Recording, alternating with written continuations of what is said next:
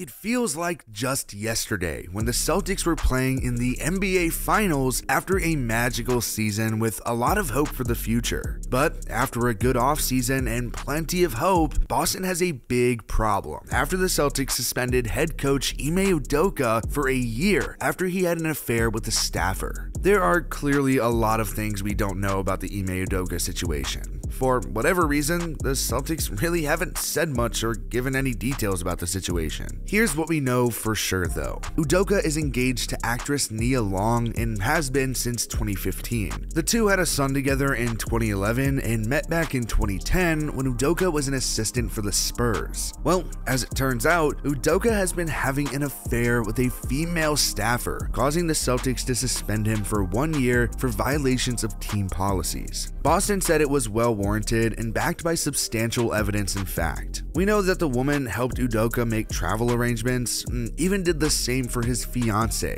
There's been a lot more to it though. Celtics were alerted about a potential situation over the summer and investigated. There have also been reports that Udoka had made some unwanted comments towards the staffer too. Udoka was once a pro basketball player from 2000 to 2012 until he became the assistant for the Spurs, later for the 76ers, and most recently for the Nets, before landing the head coaching job in Boston. Now the big question is, will Ime Udoka ever be a head coach again? I think that's going to depend on the severity of the scandal and how much really comes out. Somehow, 14-year NBA vet Matt Barnes has been one of the biggest names in this whole mess, and that's because he immediately came out and defended Udoka but quickly changed his mind. He said that the scandal was 100 times worse than he had thought. Barnes made it clear that it was a very serious situation and he didn't condone any of it. I think the most interesting thing he said was that it wasn't what he did, it was an issue of who he did it with, and it was going to flip the game upside down when it came to that instance. Really, this just comes as a huge distraction for a team with such high expectations after last season. To be fair, the Celtics have at least proven that they can come back from adversity. Boston started 17-19 last year. Not great, but the Celtics didn't give up and ended up finishing the season 34-12. A lot of the credit, I think, does have to go to Brad Stevens. Now, he was a very good coach, but ultimately, he just couldn't get it done as the head coach. That's a reality. 8 years as the head coach for the Celtics, and he never made the finals. Then, he became the president of basketball operations, and in his first year in the role, he ended up trading away Kemba Walker in a big deal that got Al Horford back in Boston. He flipped Dennis Schroeder for Daniel Tice and acquired Derek White. Those moves deserve a lot of credit for the Celtics' success. Boston figured things out and just got hot. The Celtics swept the Nets like slight work before a very close conference semifinals. Boston was down 3-2 and roared back to beat the absolute hell out of the Bucks 109-81 in Game 7.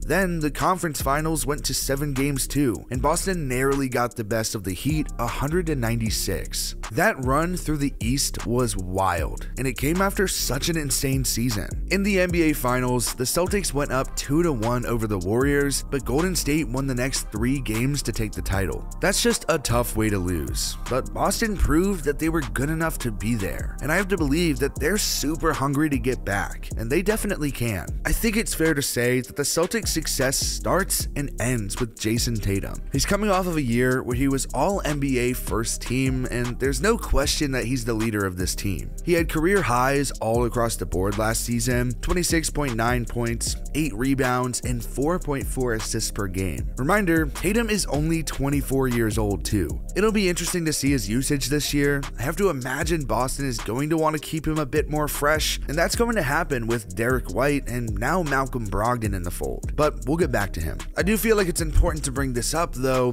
Tatum did struggle at times down the stretch of the playoff run, and often he wasn't the best player on the court. It was Jaylen Brown. He should probably have some more opportunities to score this year, mainly because Brogdon should take off some of that backcourt load. Brown has struggled with turnovers, as did Tatum in the playoffs, but that's why Boston needed some playmakers, and that's really what the Brogdon trade was for. Brown should be able to play less than 33 minutes per game for the first time since the 2018-2019 season, but we'll see how it all shakes out. Bottom line, he's a great number 2 who can outperform Jayson Tatum on any given night. The other guy we've gotten very accustomed to seeing in Boston for a long time is Marcus Smart. He's another guy who's going to benefit a lot from Brogdon and should be able to play less minutes this season because of it. His offensive numbers definitely don't jump off the page, like at all, but he is damn good. Last year, the Celtics let Smart be the primary point guard for the first team, and he ended up snagging 1.7 steals per game and won Defensive Player of the Year. He can guard positions 1 through 4 and is one of the most valuable defenders in all of basketball. Meanwhile,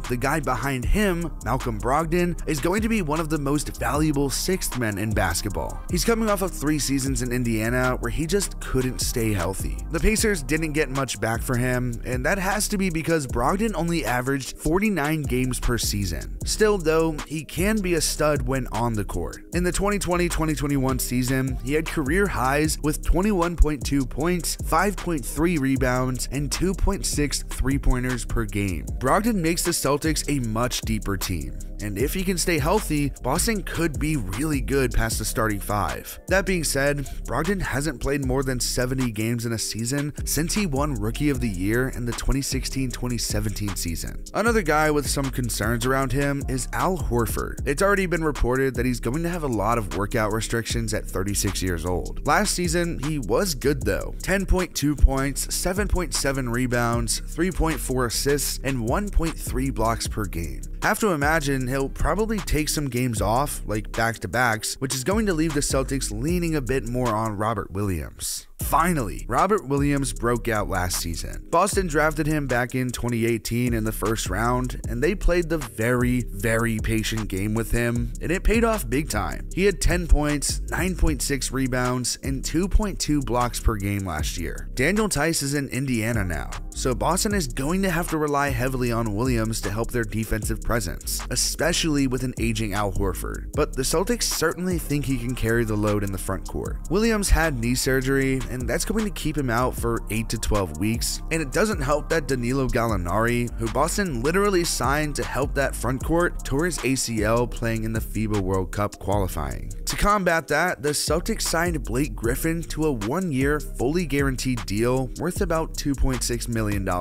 Now, definitely don't expect Griffin to all of a sudden return back to form from like a decade ago. After all, he is 33 years old now. The Celtics had a good offseason, and on paper, got much better, but there are definitely plenty of reasons for concern now. The Malcolm Brogdon trade was huge, and it's really going to help that backcourt. Boston also really tried to help the front court. They signed Danilo Gallinari, but he tore his ACL, and Robert Williams is a big question mark now after his knee surgery. It'll be interesting to see how Blake Griffin fits in, but ultimately it comes down to this. Can the Celtics win games under Joe Mazzulla? Yes.